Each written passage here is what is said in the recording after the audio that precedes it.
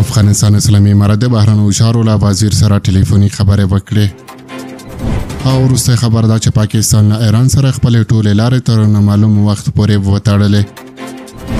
سلامونه ستړي مشه وخت مو په خیر په موږ د ایران ټي وي یوټیوب چینل څخه د نن ورځې دوه تازه او مهم خبرونو ته.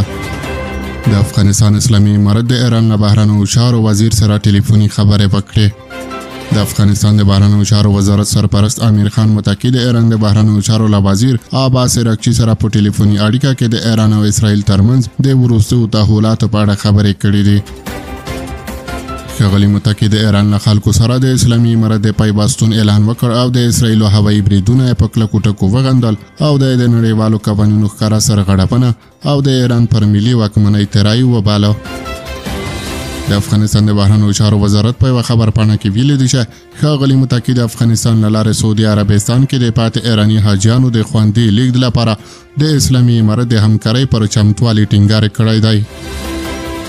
په همدې حال کې عباس اراغچی د اسلامي امارت له لوري د صهیونیستي رژیم د بریدونو له غندنې مننه کړې او د ایراني حاجیانو د لیږد لپاره د کابل د چمتووالي له اعلان هرکلی کړی دی.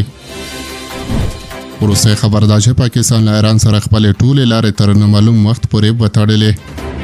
پاکستاني رسنیو خبر ورکړی دی چې د بلوچستان ایالتي حکومت د ګوادر او پنجګور سرحدي سیمو کې له ایران سره ځمکنۍ پولې تر نامعلومې نیټې پورې تړلې دي.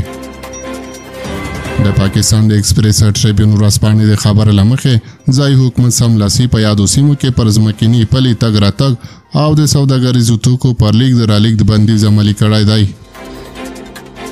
پاکستاني چارواکو د لارو تړل کېدو د لاملونو په اړه وضاحت نه دی ورکړی، خو اټکل کېږي چې دا پریکړه د سرحدي خوندیتابه او وروستیو سیمه ییزو تحولاتو له امله شوې ده.